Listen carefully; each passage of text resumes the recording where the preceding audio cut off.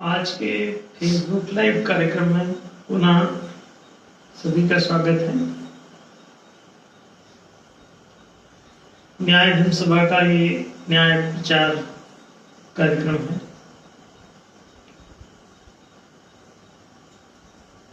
न्यायशील व्यवस्था के बिना कोई भी राष्ट्र सुखी, स्वस्थ, स्वतंत्र, समृद्ध, सुशिक्षित नहीं हो सकता।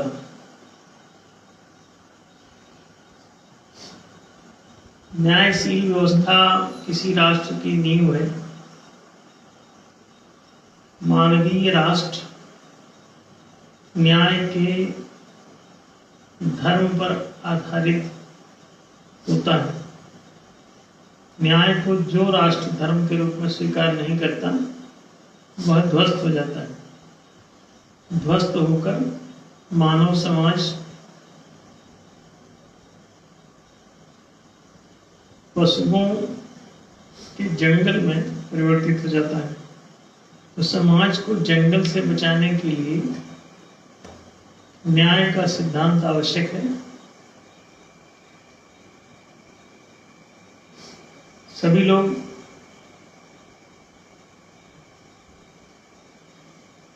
इस लाइव कार्यक्रम को शेयर कर लें अपने फेसबुक अकाउंट्स पर। व्हाट्सएप पर भी इसे शेयर कर सकते हैं। लिंक को दूर दूर तक जहां तक पहुंच सके उतना बेहतर होगा। मनुष्य को मानवीय गरिमा तक पहुंचाने के लिए न्याय का यह प्रचार कार्यक्रम न्याय स्थापना अभियान के अंतर्गत संचालित किया जा रहा है। न्याय की जानकारी जन जन तक पहुंचे, यही इसका मौलिक उद्देश्य है। आज एक प्रश्न तमाम लोगों ने किया है। प्रश्न है, न्यायशील डिजिटल राष्ट्र की स्थापना से क्या अभिप्राय है?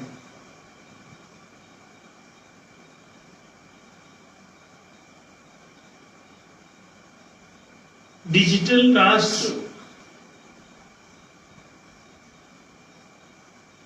वास्तव में राष्ट्रीय बहुत सी जो मौलिक वस्तुएं हैं उनके डिजिटलाइजेशन पर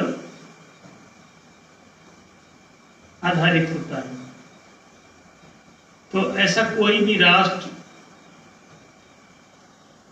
जिसकी कुछ महत्वपूर्ण बातें जो अभी हम चर्चा करेंगे वे यदि डिजिटलाइज कर दी जाए तो उसे डिजिटल राष्ट्र की उपाधि प्रदान करी जा सकती है। तो डिजिटल राष्ट्र का अभिप्राय आज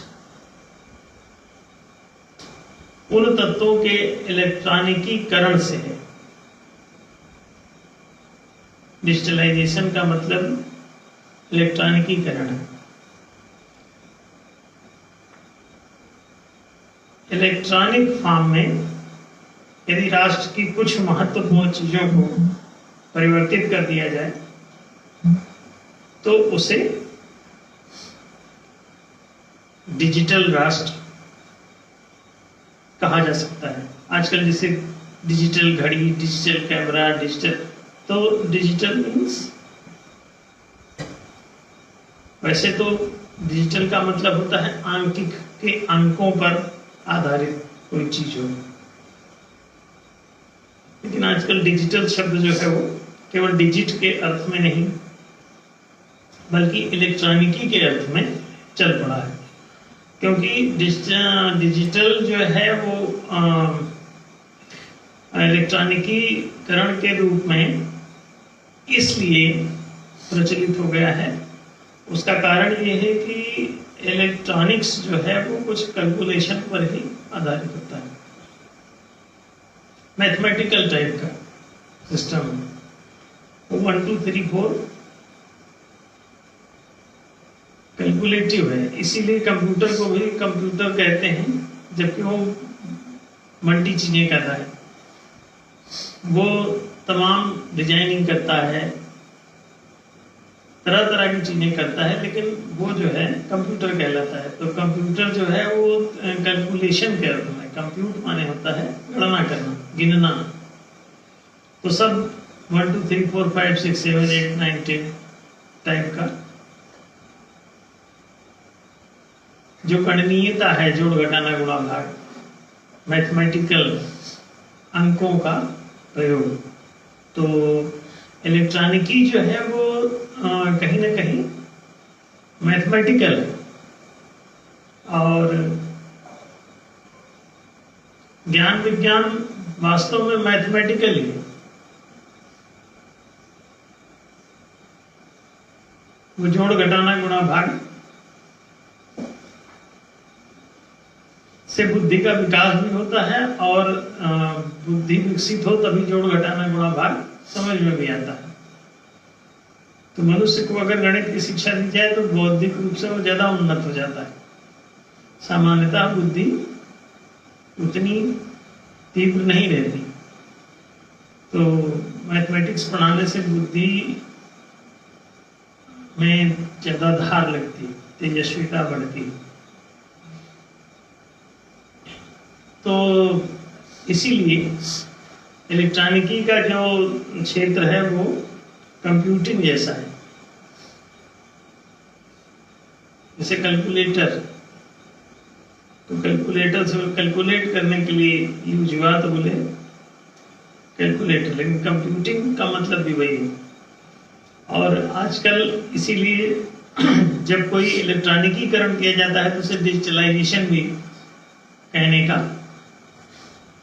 चलन हो गया है, फैशन हो गया है। तो in that sense this question has been asked कि न्यायशील डिजिटल राष्ट्र की स्थापना का क्या अभिप्राय है। और ये प्रश्न इसलिए पूछा गया है कि न्यायशील डिजिटल राष्ट्र की स्थापना का प्रस्ताव न्याय धर्म सभा के पास है। 111 प्रस्तावों में से किसी पूरे राष्ट्र को डिजिटलाइज करना है तो क्या करना पड़ेगा, वो अब इस पे ध्यान दें। सबसे पहली बात होती है डिजिटलाइजेशन में, राष्ट्रीय मुद्रा होती है, मुद्रा बेस्ड कोई राष्ट्र होता है। मुद्रा प्रचलन राष्ट्र का बहुत बड़ा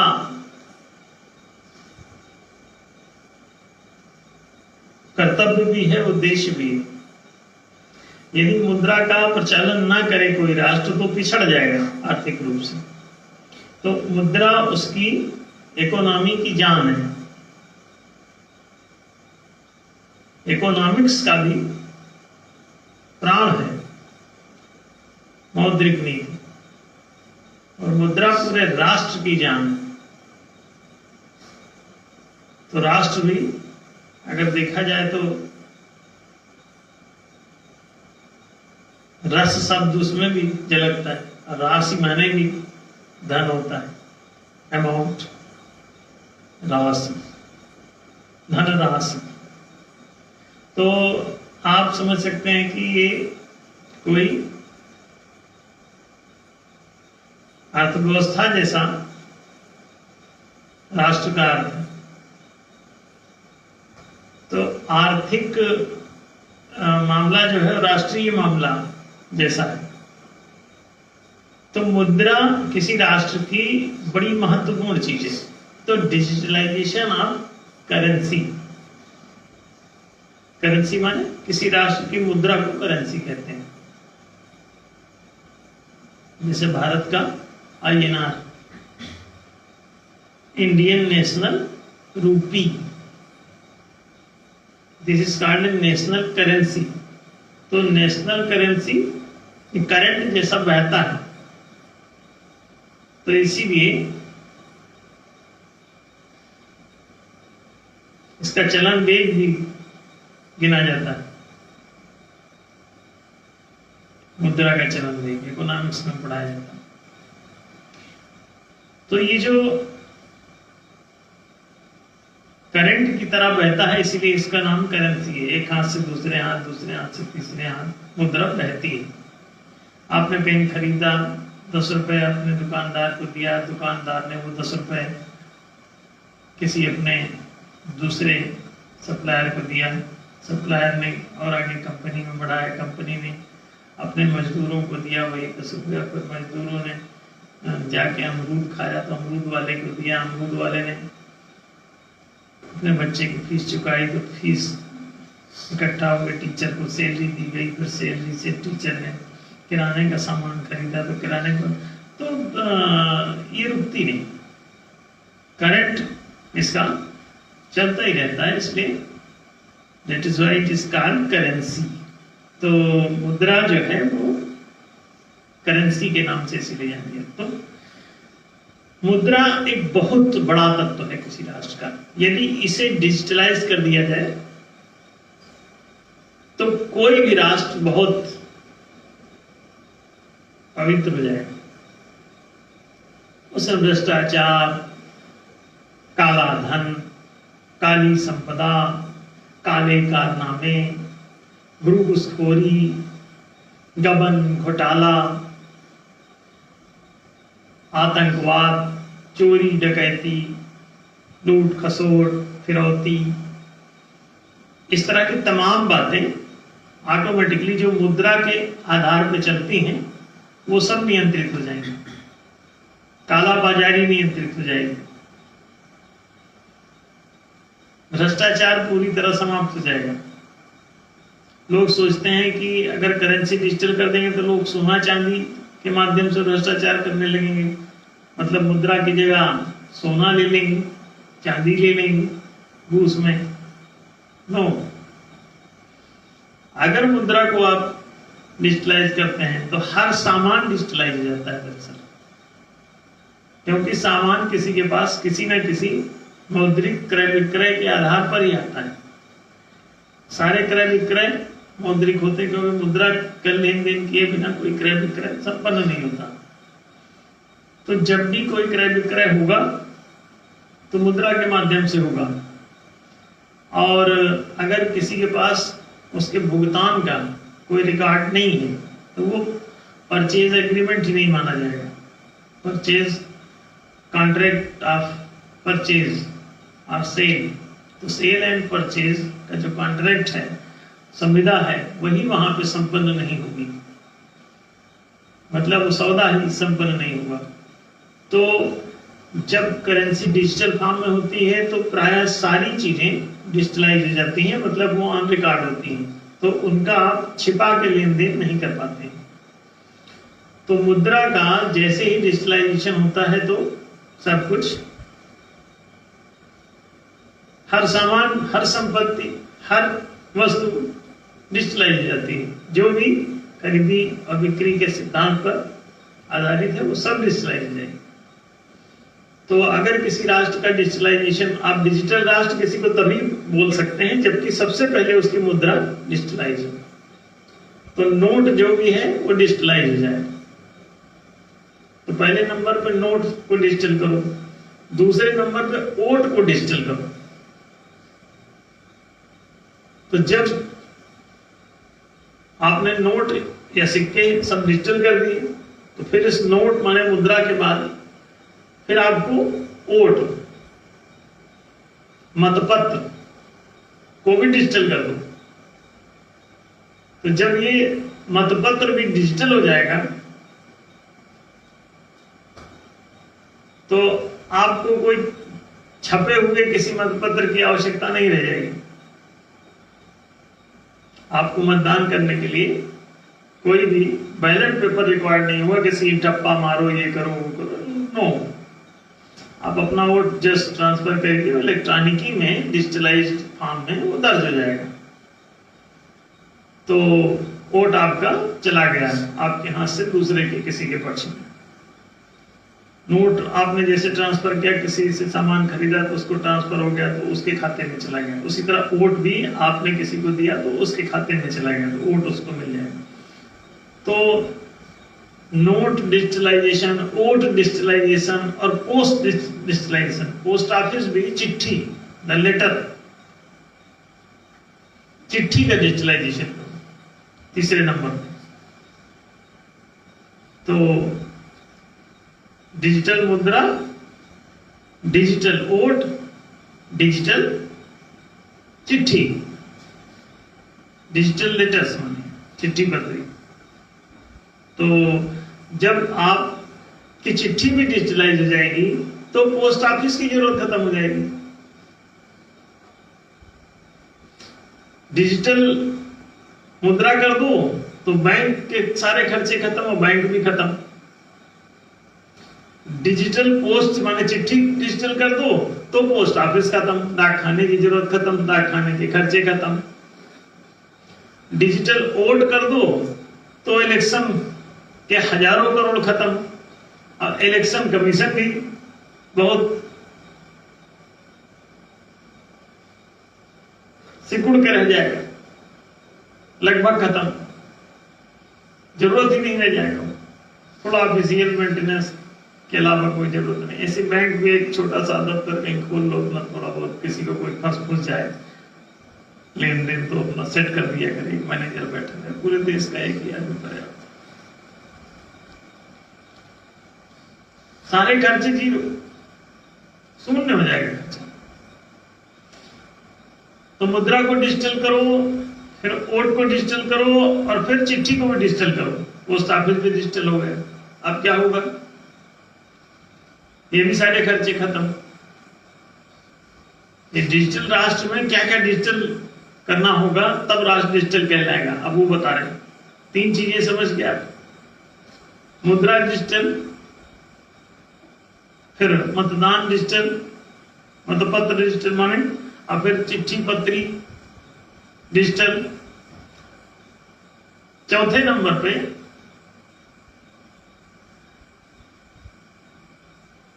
मैगजीन्स, जितने भी समाचार पत्र हैं, तो चिट्ठी पत्री के बाद समाचार पत्र भी डिजिटल। आपको फिजिकल किसी समाचार पत्र की आवश्यकता नहीं, तो मैगजीन्स एंड न्यूज़पेपर्स सब डिजिटल। फिर बुक्स डिजिटल, सारी जितनी बुक्स हैं वो सब डिजिटल। फिर इसके बाद आपका जितना डॉक्यूमेंटेशन है वो भी डिजिटल, माने डिजिटल अंक सूची, डिजिटल प्रमाण पत्र, डिजिटल लाइसेंस, डिजिटल सारे कार्ड। तो सभी कार्ड आपके डिजिटल हो जाएंगे, सभी बुक्स डिजिटल हो जाएंगे, सभी मैगजीन्स डिजिटल हो जाएंगे, सभी अखबार डिजिटल हो जाएंगे। तो इनके हजारों करोड़ के खर्चे वो सब जीरो हो जाएंगे। जीरो खर्चे पर तब आप समाचार पत्र प्रकाशित कर सकेंगे, 1 पैसे का खर्च नहीं लगेगा। आप कोई भी समाचार पत्र बनाइए, एक अकेला आदमी बैठा हो तो सारे समाचार कलेक्ट करके और उसे पोस्ट कर दे। कोई मैकेनिज्म की जरूरत ही नहीं, एक ऐप है उसमें अपना डाल देते, सबको दिखता है, दैट्स ऑल। एक आदमी अपने घर पर बैठ के कमरे में सारी न्यूज कलेक्ट करके कुछ ही पोस्ट करता है, खर्चा लेस। आप अकेले भी अपना अखबार बना सकते हैं और चला सकते हैं। अब आजकल कुछ लोग चला भी रहे हैं इसी टाइप का। तो ये बहुत आवश्यक है कि आप इस सिस्टम को समझ लें डिजिटलाइजेशन की, तो बहुत सस्ता और सुंदर टिकाऊ राष्ट्र बन जाएगा। इसमें शोषण के सारे रास्ते ही बंद हो जाते हैं।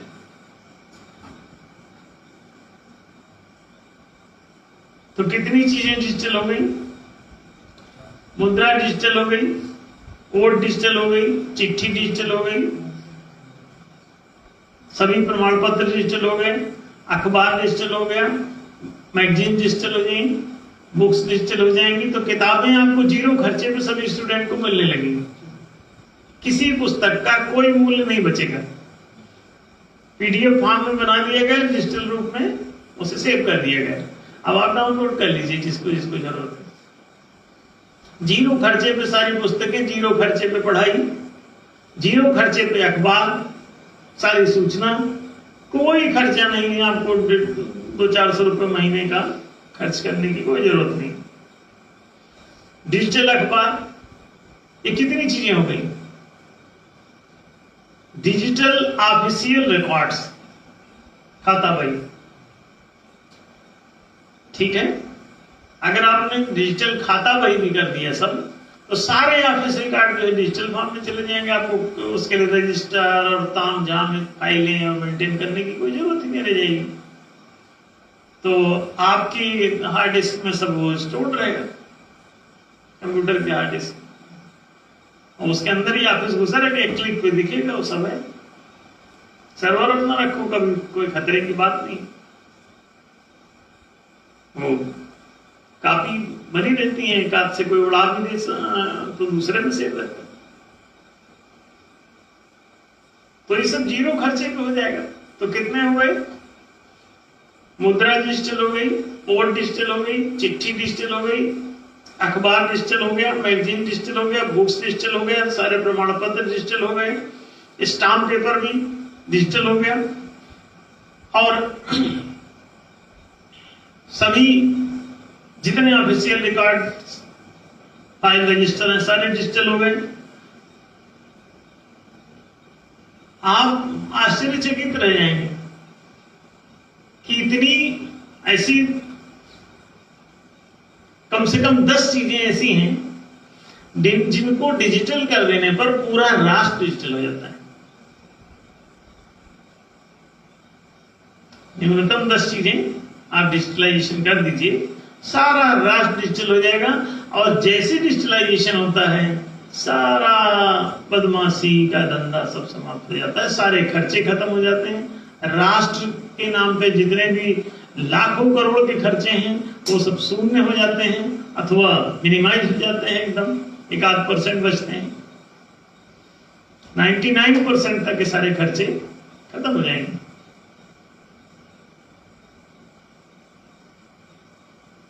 तो लगभग नील हो जाएगा। अब आप समझ सकते हैं कि डिजिटलाइजेशन कितना पावरफुल है।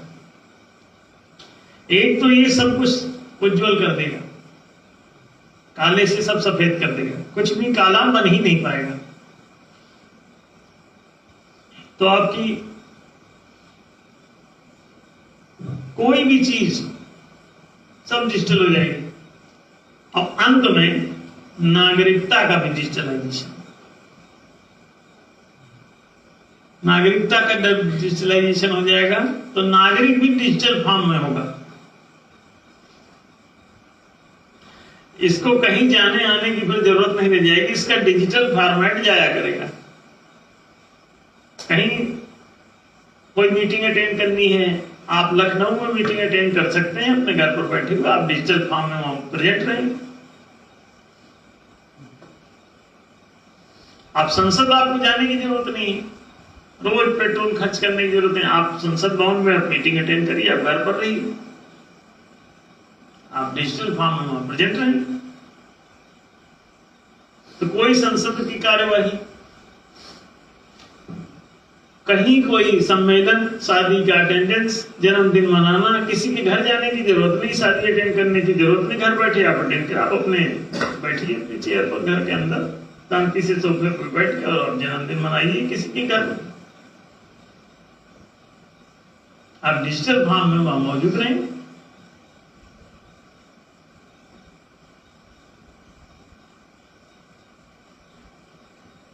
तो जब नागरिकता का डिजिटलाइजेशन होता है तो जेल भी सब बंद करनी पड़ती है, क्योंकि अब जेल में भी डिजिटल फॉर्म में आदमी बंद है, समझ लो।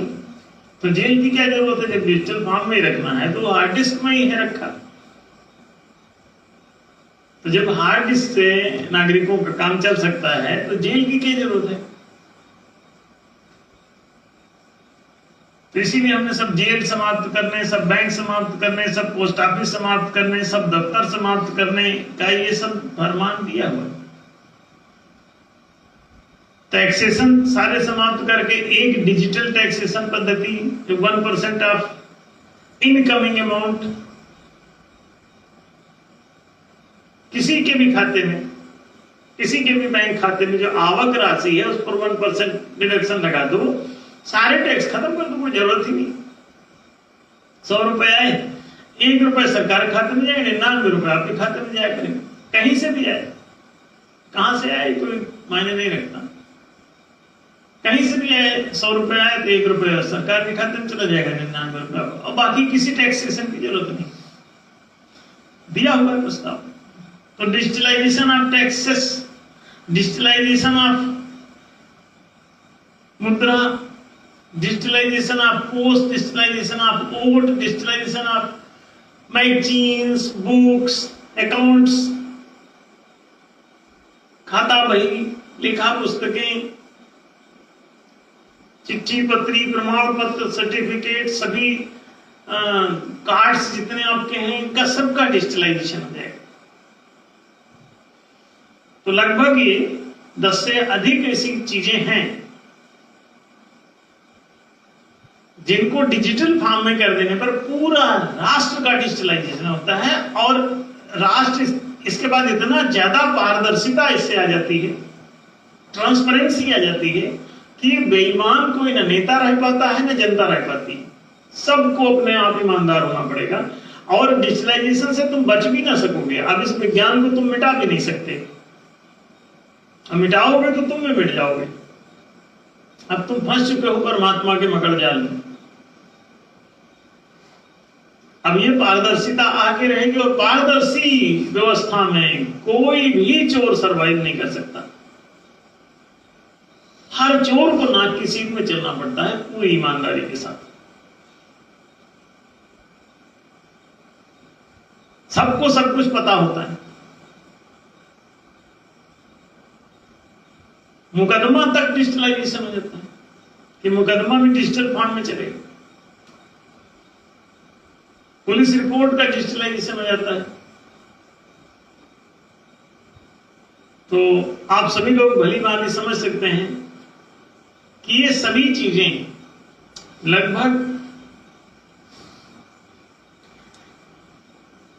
न्यूनतम 10 चीजें ऐसी हैं खास खास जिनको करना होगा, और 10 एक कुछ सामान्य चीजें हैं उनको धीरे धीरे आप डिस्क्राइब कर लीजिए।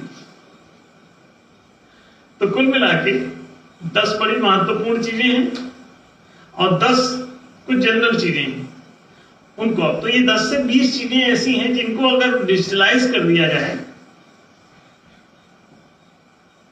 तो पूरा राष्ट्र ही डिजिटल कहलाएगा। और ये डिजिटलाइजेशन का जो फल होगा, इसमें जो बेईमानी, मक्कारी और अपराध की परिस्थितियां समाप्त हो जाएंगी, काला कारनामा कुछ करना मुश्किल हो जाएगा, सब कुछ ओपन ही हो जाएगा, तो छिपा हुआ कुछ होगा ही नहीं। अब ऐसी स्थिति में अन्याय करना बड़ा मुश्किल हो जाएगा, इसलिए ये राष्ट्र ऑटोमेटिकली न्यायशील हो जाएगा। अगर आप डिजिटलाइजेशन की ओर जाते हैं तो ये स्वतः भी न्यायशीलता की ओर बढ़ जाएगा, क्योंकि अगर ज्यादा पवित्र साधनों का आप इस्तेमाल करते हैं तो आप अपवित्र स्वयं भी नहीं रह पाते। अगर पवित्र संसाधन का प्रयोग करोगे तो ये संसाधन जो डिजिटलाइजेशन, इलेक्ट्रॉनिकीकरण है, ये एक्चुअली प्राण तत्व है, एनर्जी तत्व है, ऊर्जा तत्व है। आप विद्युत विज्ञान खोल चुके हैं, और विद्युत जो है ये विद्युत है, ज्ञानमयी है, ये चैतन्य का परमाणु है, चैतन्य की तरंग है, प्राण, ऊर्जा, विद्युत। तो ये आत्मा से निश्रित होती है। आत्मना प्राणो अजायतन, उपनिषद कहता है कि आत्मा से ये प्राण उत्पन्न होता है। तो आत्मा से जब ये प्राण उत्पन्न होता है तो ये ईश्वर की पहली संतान है। तो इसलिए जो बहुत डायरेक्ट किसी चीज, सोना से डायरेक्ट कोई चीज बनेगी तो बहुत ज्यादा सोने का गुण उसमें होगा। तो इस एनर्जी में ईश्वर के गुण बहुत ज्यादा हैं। तो अगर आप इसका फॉर्मेट कोई चीज ले लोगे तो ये हर चीज को पवित्रता की तरफ ले जाती है। प्राणो वे छत्र, प्राण ही जो है ये क्षत्रिय है, सत्य जो है वो ब्राह्मण है, आत्मा वही ब्रह्म, और प्राणो वही छत्र। तो ये ब्रह्मत्व जो है, कहते हैं तुम प्रेम पूर्ण हो जाओ तो भी तुमसे बेईमानी, मक्कारी, बदमाशी या धोखाधड़ी नहीं होती। सत्य हो जाओ तब तो करोगे नहीं। लेकिन अगर तुम प्रेम पूर्ण भी हो जाओ, सत्य ना हो पाओ, प्रेम पूर्ण हो जाओ, प्राणवान हो जाओ, तब भी तुमसे बेईमानी नहीं हो पाती। तो ये एनर्जी का फॉर्मेट देखो, न्याय का जो सिद्धांत है ये तो सत्य से उत्पन्न है। अगर न्याय को स्वीकार कर लो तो सारी चीजें वैसे सब साफ हो जाएंगी। और न्याय को नहीं स्वीकार करोगे, आत्मा के सिद्धांत को नहीं स्वीकार करोगे, सत्य के सिद्धांत को नहीं स्वीकार करोगे, तो ये प्रेम का जो प्रेम की तरंग है प्राण, अगर तुम प्राण को स्वीकार करोगे, अगर विद्युत का ज्यादा यूज करोगे, विद्युत की क्षमताओं का प्रयोग करोगे, तो ईश्वरीय सामर्थ्य इसमें छिपी हुई है। तो ईश्वर की भांति ये पवित्र भी है। यदि तुम इसको ज्यादा गड़बड़ करोगे तो ये तुमको नष्ट कर देगा। विद्युत का जब तुम दुरुपयोग करना प्रारंभ करोगे तो विद्युत तुमको नष्ट करने लगेगी। विद्युत तक जब जगत चला जाता है तो परमात्मा के पड़ोस तक चला जाता है।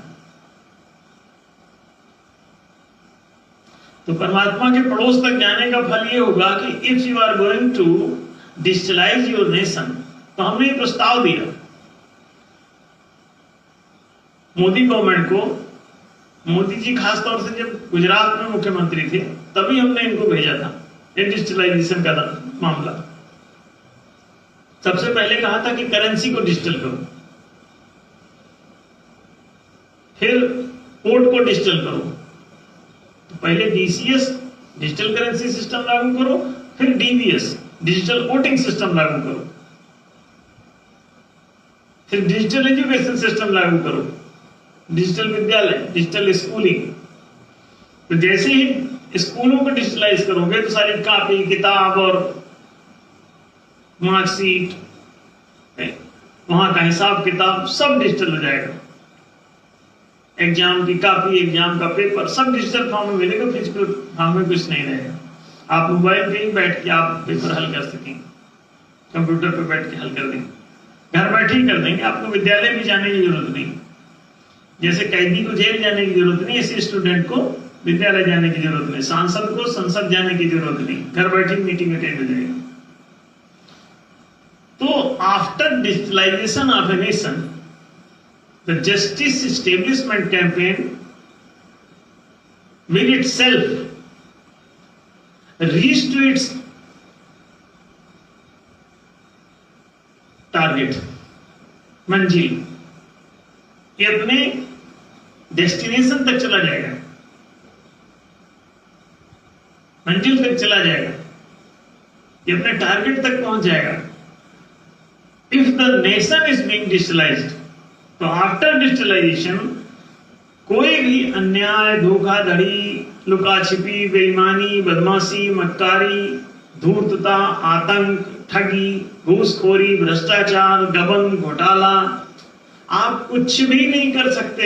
ना कोई जनता कर सकेगी और ना नेता तुम्हारा कर सकेगा, और ना कोई सरकारी अधिकारी, ना प्रशासन, सब के सब पवित्र आत्मा हो जाएंगे after digitalization nation. The digital nation अपने आप पवित्रता को जन्म देगा।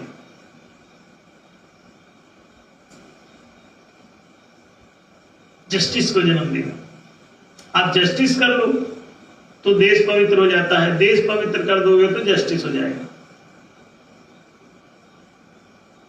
तो डिजिटलाइजेशन जो है देश को पवित्र कर देता है और जस्टिस आ जाता है पवित्रता के कारण। और जस्टिस कर दो तो देश भी अपने आप डिजिटलाइजेशन की ओर चला जाएगा, सब कुछ पवित्र हो जाएगा। जो मर्जी वो करो, एक काम तो करना ही पड़ेगा, तुम फंस चुके हो। परमात्मा के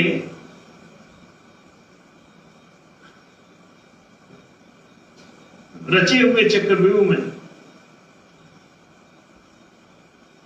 बदमाश लोग फंस चुके हैं। अब ये उसकी शक्तियों को छेड़ लिए हैं, तो शक्ति या तो इनको मार देगी और या इनको तार देगी। तो समझदार है तो तरवा लें, यही ज्यादा अच्छा है। डिजिटलाइजेशन, इलेक्ट्रॉनिकीकरण इतना आगे चला जाएगा कि अभी आपके हथियार, परमाणु बम, वो सब मट्टी हो जाएंगे। क्यों? यूजलेस हो जाएंगे। टैंक वैंक जो बनाए और बड़े बड़े तोप गोला चला रहे हो, जो वो फोर्स तोप, फला तोप, ढिका तोप, ये टैंक वो टैंक, ये मट्टी हो जाएंगे। क्यों? The laser beams will take the place and that will hit the proper target. Nobody can defeat it. Laser beams का जमाना है। अब आप तोप का गोला कौन मारेगा? वो तो तोप का गोला मारोगे तो वो हवाई जहाज जिसमें तुम अपना छोड़ोगे जिस रॉकेट फाकेट में, उसको वहीं का वहीं थोड़ा डिस्ट्राय कर दिया। तरंगों की दुनिया आ रही। लेजर बीम तो मोटा है फिर भी, और बारीकी में जाएगी इलेक्ट्रॉनिक कि आप परमाणु बम के बटन पर हाथ लगाएंगे अगर, तो आपका उंगली में लकवा मार जाएगा। प्राण की तरंगें ऐसी पैदा की जा सकती हैं कि तुम कुछ कर ही ना पाओ। तुम जैसे उसकी तरफ ब्रीफ केस पकड़ोगे तो तुम्हारा मुसीबत शुरू हो जाएगा। तुमको अजीब सा फील होगा। तुम्हारे चारों तरफ, हर चीज के चारों तरफ इस तरह की तरंगें भेजी जा सकती हैं, और ये अपने मोबाइल के थ्रू ही तुम भेज सकोगे। आगे चल के इनके सबके ऐप्स आएंगे कि कुछ भी तुम बना सकते हो, कुछ भी कर सकते हो इस दुनिया में। तुम रिस्क पे भी होगे कि तुम्हारी एक बटन पर पूरी दुनिया का धुआं निकालने का मामला हो सकता है और कोई भी इसे दबा सकता है। ये इलेक्ट्रॉनिक की खुल गई है तो वहां तक जाएगी कि उसकी एक स्विच आप अपने मोबाइल सेट पर भी, आप उसका अगर एक स्विच, एक की दबाते हैं तो पूरा ब्रह्मांड मिट सकता है। यहां तक के भी सॉफ्टवेयर बनाए जा सकते हैं। ऐसी तरंगें विकसित की जा सकती हैं मोबाइल से कि आपका कमरा का टेम्परेचर नॉर्मल हो जाए। ऐसी तरंगें बनाई जा सकती हैं मोबाइल से कि पूरा का पूरा सिस्टम आप कलर नया बना सकते हैं, पूरा मकान नया पेंट हो जाए। आप वाहन नए नए बना सकते हैं। ऐसे ऐप आप बना लीजिए कि ऐप में आप सेलेक्ट करिए कि आपको कौन सा, किस रंग का वाहन चाहिए, किस रंग की कार चाहिए। बिना किसी खर्चे के एक ऐसी बटन दबाओगे, कार तैयार मिलेगी। बैठिए अंदर, दरवाजा बंद कर लीजिए, चले जाइए, विदाउट नट बोल्ट, 1 सेकेंड में बन जाया करेगी। एनर्जी के वाहन बनाए जा सकते हैं डायरेक्ट, बिना लोहा लंगड़ लगाए, बिना नट बोल्ट सिस्टम यूज किए।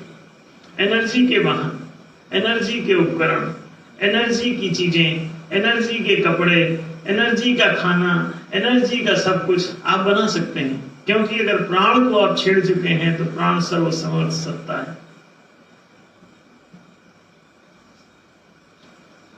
और वो तुमको मिटा भी सकता है, तुमको बना भी सकता है, इसलिए तुमको ही ठीक होना पड़ेगा। अगर तुम इलेक्ट्रॉनिकी को छेड़ चुके हो तो तुमने बोतल के जिन्न का ढक्कन खोल लिया है, अब बोतल से जिन्न निकल आया है। ये बोतल का जिन्न, चिराग का जिन्न, अलादीन का चिराग रगड़ लिया तुमने और उसमें से जिन्न निकल आया। बोल मेरे आका। अब काम अगर नहीं बता सकते हो तो तुमको ठोक देगा। तो इलेक्ट्रॉनिकी का जिन्न है, ये सब कुछ कर सकता है। ध्यान रखें, अलादीन के चिराग में अपने हाथ मार दिया। या तो विद्युत खोजो नहीं है उसके ये कंप्यूटर सेट का जो सिस्टम है, ये अंतिम आविष्कार है। तुम सॉफ्टवेयर का जो विज्ञान सीख गए हो, ये अंतिम आविष्कार है। अब अगर विद्युत में तुम कोई सॉफ्टवेयर डालना सीख गए हो तो तुम सब कुछ सीख चुके। अब तुम्हारी अपनी प्रतिभा पर है कि तुम कितना सॉफ्टवेयर किस लेवल तक जा सकते हो, बना सकते हो। तुम हर कुछ कर सकते हो उससे। अब इस विज्ञान से बाहर कोई चीज नहीं होती, सब इसकी सामर्थ्य के भीतर। सारा ब्रह्मांड इसकी सामर्थ्य के भीतर है। तुम घर बैठे कुछ भी कर सकते हो, सब तुम्हारा इजी हो चुका है। ये सब इतना सुंदर है कि पूछो मत, बहुत अच्छा हो चुका है।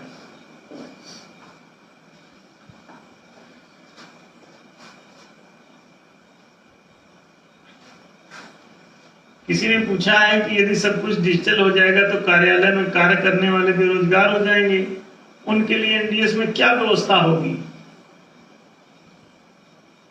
अच्छा क्वेश्चन है कि जब सब कुछ डिजिटल हो जाएगा तो ये सोचते हैं कार्य करने वाले बेरोजगार हो जाएंगे। नहीं, रोजगार के अवसर और बढ़ जाएंगे आफ्टर डिजिटलाइजेशन। रोजगार के अवसर और बढ़ेंगे। कैसे? जितना ज्यादा जगत में विकास होता है उतना ज्यादा हर प्रकार के कार्य की वृद्धि होती है।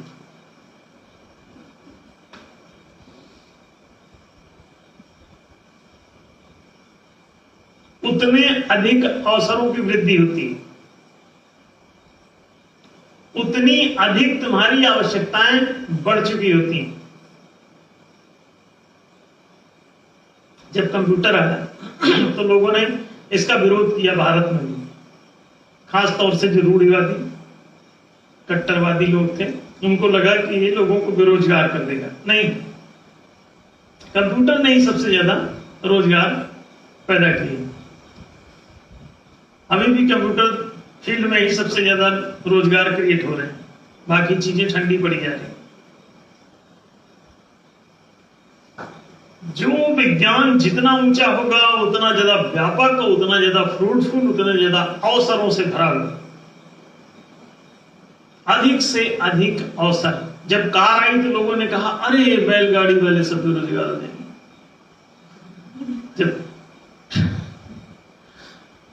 जब टैक्सी आई तो लोगों ने कहा आहा रिक्शे वालों का क्या होगा।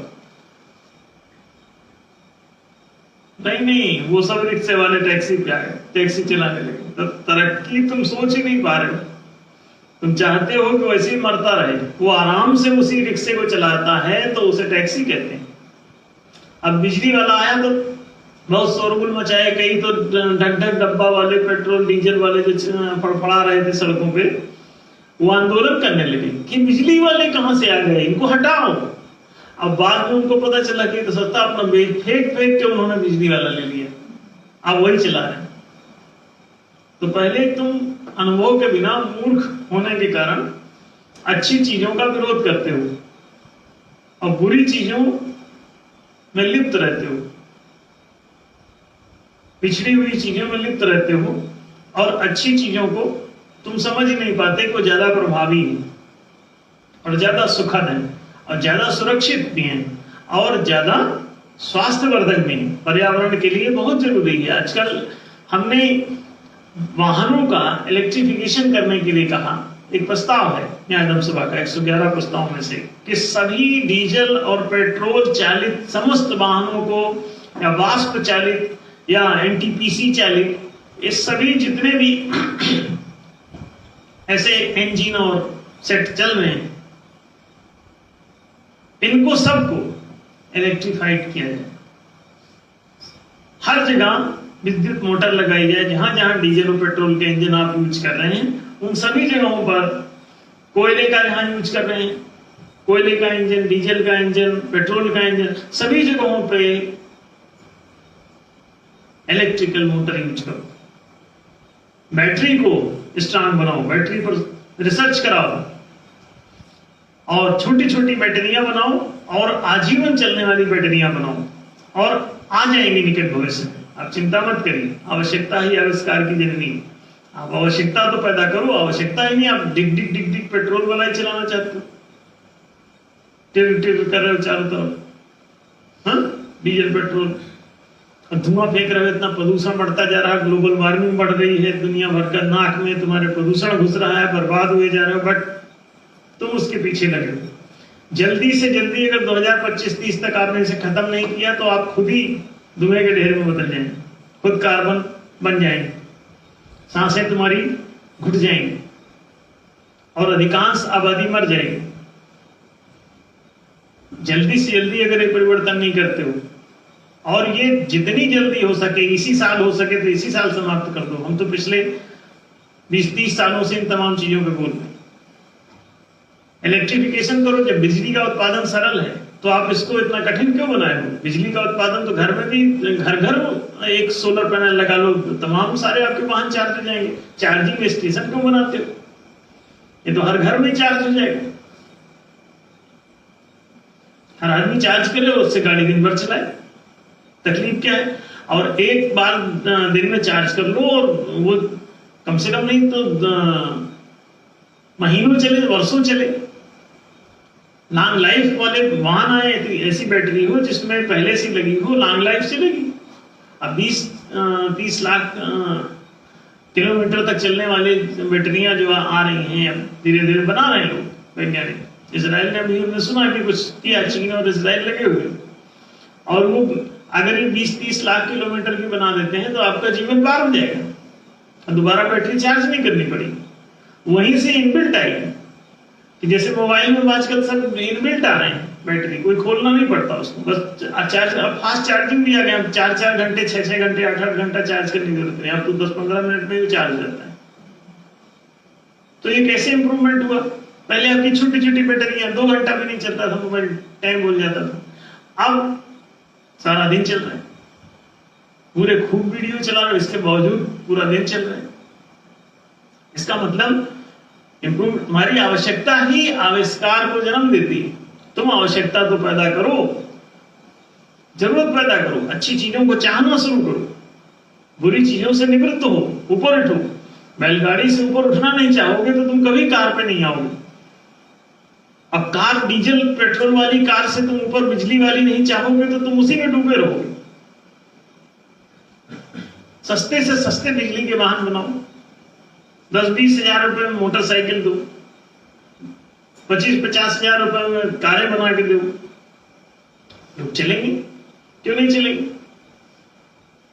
और आप अब एक कार बनाते हैं उसको 20 लाख में बेच रहे हैं, 2 लाख रुपए लागत नहीं है ठीक से कार में अगर बनाई जाए तो मुश्किल से 25-50 हजार रुपए में कार बन जाएगी।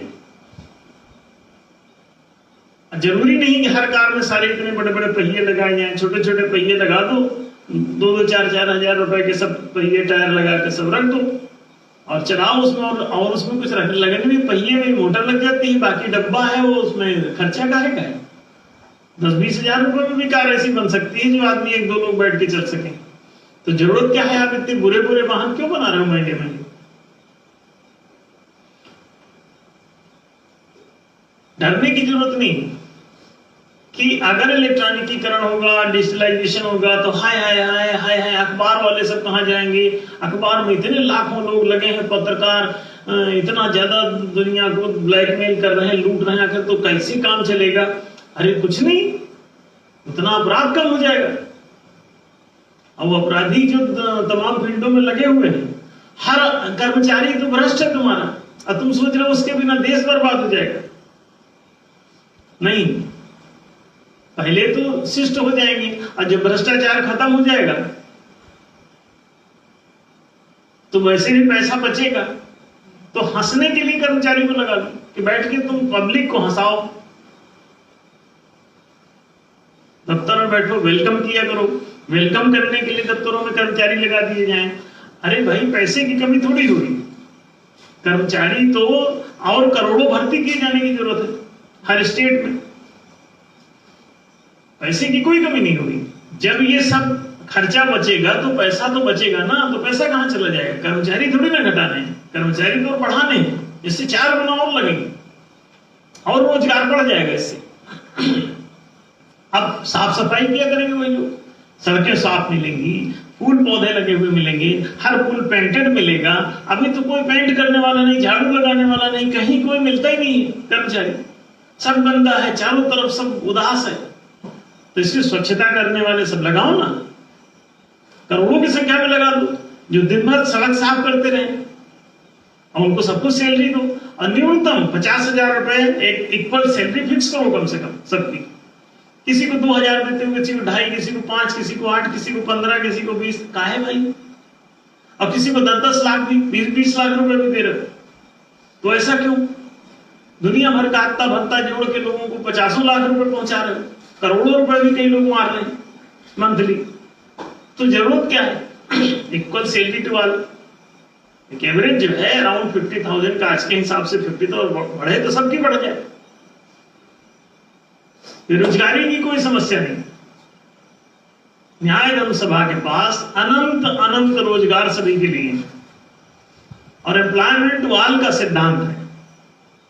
न्याय धर्म सभा ने एम्प्लॉयमेंट टू एवरी फैमिली, हर एक व्यक्ति को रोजगार चाहिए।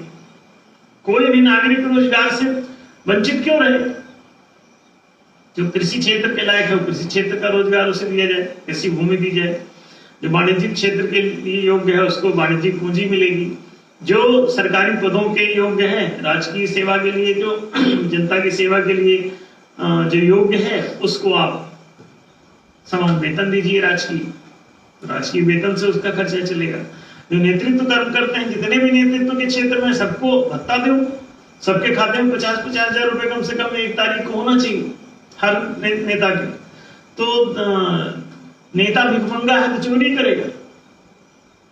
राजनीति में जितने भी लोग घुसे हुए हैं उनको पहले टेस्ट ले लो, जो योग्य हैं उनको सबको घोषित करो कि वो राजनेता हैं अथवा राजनीतिक कार्यकर्ता हैं, तो उनको घोषित किया जाए। जो नेतृत्व के योग्य हैं उनको राजनीति के क्षेत्र का मान करके उनके सबके खातों में 50-50 हजार रुपए राजकोष से भत्ते दिए जाए। चुनाव लड़ने का नाटक खत्म किया जाए। चुनाव खर्चे समाप्त किए जाएं। चुनाव आयोग द्वारा चुनाव के खर्चे, चुनाव प्रचार का काम जो है वो चुनाव आयोग का होना चाहिए। जनता क्यों अपना अपना चुनाव प्रचार करेगी? जो खड़ा है प्रत्याशी, वो क्या चोरी करे यहां से पैसा लाए? जिससे चंदा लेगा तो वो सौदा नहीं करेगा कि हमको तुम अच्छा 1 करोड़ चंदा ले लो और फिर तुम हमारे अनुसार नीति बनाना, हमारे अनुसार नियम बनाना। तो पार्टी कहेगी कि हाँ ठीक है, उसको चंदा दो। तो फर्जी चंदा लेगी और फर्जी फिर कानून बनाएगी। तो गलत काम क्यों करवाना चाहते हो? रोजगार की कहीं कोई समस्या नहीं है। न्याय धर्म सभा एम्प्लॉयमेंट टू ऑल के सिद्धांत का प्रस्ताव दिया हुआ है। तो ये कोई बेरोजगारी की चिंता करने की आप सबको जरूरत नहीं। न्याय धर्म सभा के पास एम्प्लॉयमेंट टू ऑल का प्रस्ताव है और सबको सुलभ भी करा देगी। आप बिल्कुल निश्चिंत रहें और कहीं कोई बेरोजगारी से ना डरे। एनडीएस के आते ही कोई एक भी बेरोजगार या गरीब नहीं पकड़ा जाएगा। कोई जानबूझ के ही गरीब बना बैठा रहे और पैसे को हाथ ना लगाए तो बात अलग है, वो गरीब दिखे। नहीं तो अगर वो रोजगार के साधन है उसके पास, वो गरीबी किस बात की? बेरोजगारी ही गरीबी का मूल है। और रोजगार के साधन अगर उपलब्ध है तो कैसा गरीब? कोई जबरन माचिस लगा दे तनख्वाह लेके उसमें, तो बात अलग है कि गरीबी दिखाएगी। नहीं तो गरीब तो ये नहीं कह पाएगा कि मैं गरीब हूं। फिर 1 तारीख को आग लगा भी देगा तो भी अगले 1 तारीख को फिर अमीर हो जाएगा। गरीब कैसे?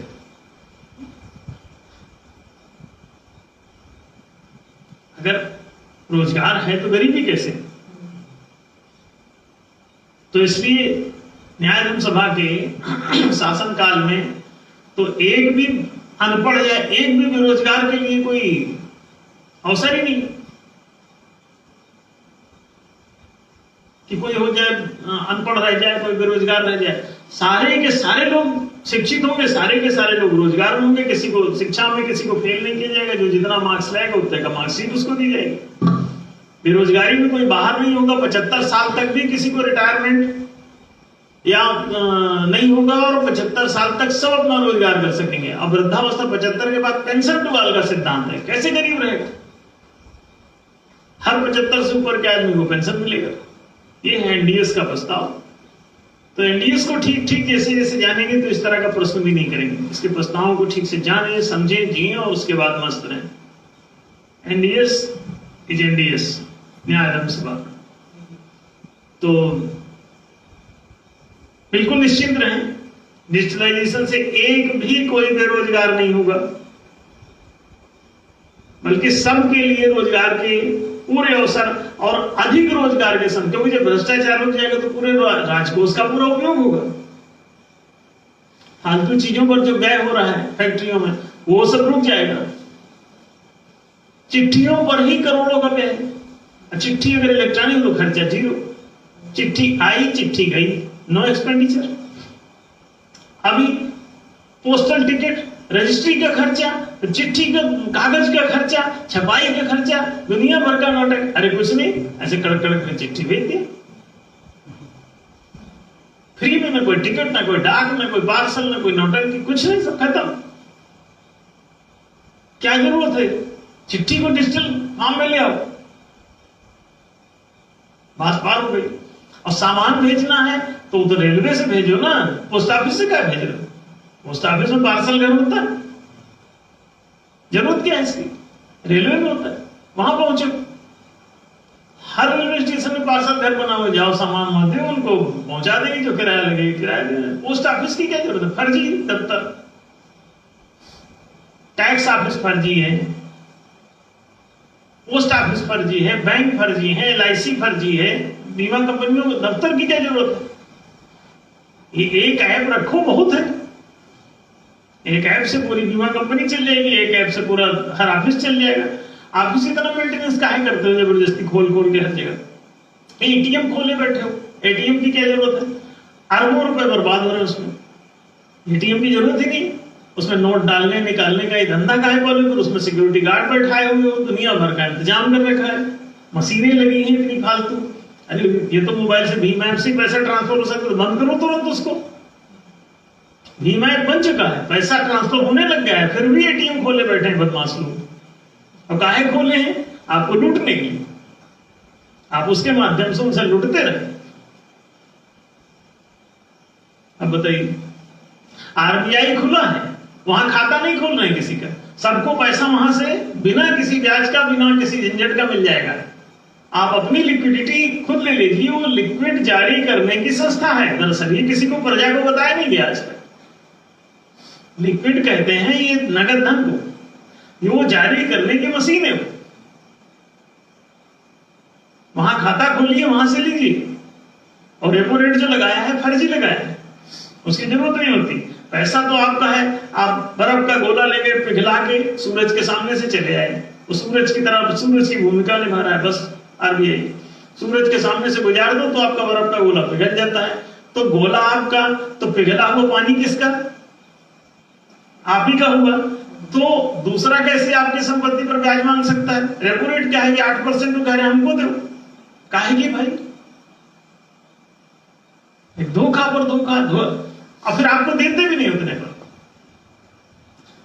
तो बहुत सी समस्याएं ऐसी हैं कि डिजिटलाइजेशन होने के बाद ये सब दूर हो जाएंगी, आपके खर्चे खत्म होंगे। जब खर्चे खत्म होंगे तो पैसा ज्यादा से ज्यादा बचेगा, ज्यादा से ज्यादा बचेगा तो ज्यादा से ज्यादा एम्प्लॉयमेंट दे सकते हो लोगों को। लाखों करोड़ की बचत होगी तो लाखों करोड़ रुपए आप सैलरी दे सकते हो, उतने सारे कर्मचारी बढ़ा दो। बेरोजगारी नहीं होगी, कर्मचारी बढ़ेंगे, रोजगार के और अवसर सारे क्रिएट हो जाएंगे। और रोजगार के अवसर कभी कम होते भी नहीं, ये तो दिया नहीं जा रहा है रोजगार, नहीं तो रोजगार की कमी नहीं है। आज NDS को लाओ, सबको रोजगार मिल जाएगा। और जब कभी भी NDS आएगी तो एक भी व्यक्ति अनपढ़ नहीं रहेगा और एक भी व्यक्ति बेरोजगार नहीं रहेगा, एक भी व्यक्ति बेघर नहीं रहेगा और एक भी व्यक्ति कोई बीमार नहीं रहेगा। क्यों? बीमार पड़ोगे चिकित्सा हो जाएगी, बेरोजगार होगे तो रोजगार मिल जाएगा, अनपढ़ रहोगे तो शिक्षा मिल जाएगी। खुला हुआ है तुम्हारे लिए। हाँ, जानबूझ के ही तुम अनपढ़ रहना चाहते हो, रह लो। बेरोजगार रहना चाहते हो, रह लो। कि तुमको जमीन ले ली हो फिर भी आप उस पर पपीता नहीं लगा रहे तो बैठे रहो घर। आपको दुकान मिल गई, आप दुकान पे नहीं जा रहे, आपको सर्विस मिल गई है, आप जो है ड्यूटी नहीं जा रहे हैं दफ्तर।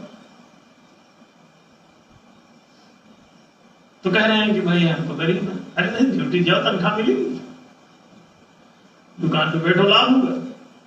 खेती में की, अनाज बोत, फसल उपजेगी, मिलेगा ही, तो रोजगार तो मिलेगा। तो कोई आदमी गरीब, भूखमरा, तबाह रह ही नहीं सकता देश में। तो एनडीए जैसी है, जिस दिन आएगी उसी दिन इस पूरी पृथ्वी का इतिहास भूगोल बदल जाएगा, न केवल इस देश का, पूरी पृथ्वी का इतिहास भूगोल बदलेगा। एनडीए जिस दिन भी सत्ता में आएगी, किसी एक भी कंट्री में आ जाए, नेपाल में आ जाए, भूटान में आ जाए, बर्मा में आ जाए, श्रीलंका में आ जाए, अब पूरी दुनिया के हर देश से हम अपील करते हैं कि हर देश न्याय सभा के 111 प्रस्तावों को लेकर और अपने यहां न्याय सभा के नाम से पार्टी बना ले और हर जगह न्याय का कैंपेन चलाए। हर देश से अपील करते हैं, और जिस भी देश में इस पार्टी का शासन आ जाएगा, उस देश की सारी समस्याएं हमेशा के लिए खत्म हो जाएंगी। एक तो पहले ही 12 मताधिकार दे रही, महालोकतंत्र आएगा, जनता का शासन आ जाएगा, बदमाशों के हाथ से सारा शासन जनता के हाथ में चला जाएगा। अभी 5% मालिक बने बैठे हैं और 95% गुलाम है, और तब शासन में सार्वजनिक भागीदारी हो जाएगी। जनता के सहमति के बिना कोई नियम नीति निर्णय पारित अथवा खारिज नहीं होगा। 12 मताधिकार पूरे होंगे जनता के हाथ में, और प्रशासन को नियंत्रित रखने के लिए 12 वीटो पावर, वोटिंग पावर और वीटो पावर, ये दोनों महालोकतंत्र में सुलभ होंगे जनता। सारा का सारा सिस्टम वेल इन कंट्रोल, जनता के हाथ में। और चारों जनाधिकार, शिक्षा, रोजगार, सुविधा, संरक्षण प्राप्ति के चारों जनाधिकार पूरी जनता को सुलभ होंगे। राजकोष को 4 भाग में इसी में वितरित किया जाएगा। 25% शिक्षा बजट, 25% रोजगार बजट, 25% आवासीय सुविधा बजट, 25% चिकित्सा आदि संरक्षण बजट। कोई दुख तकलीफ का अड्डा ही नहीं,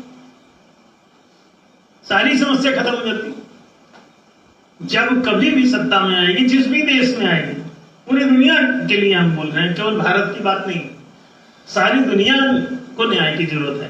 कहीं की भी जनता क्यों भुगते कष्ट, क्यों भुगते अन्याय, क्यों दुख तकलीफ भुगते, सबको मिलना ही चाहिए। तो आज का समय तो समाप्त हो रहा है, इसलिए आपसे पुनः अगले हफ्ते मुलाकात होगी। आज का ये न्याय से डिजिटल राष्ट्र की स्थापना का अभिप्राय शायद आप सबको स्पष्ट हुआ हो। फिर कभी आवश्यकता होने पर इस पर बात होगी। आज की सभा यहीं समाप्त की जाती है।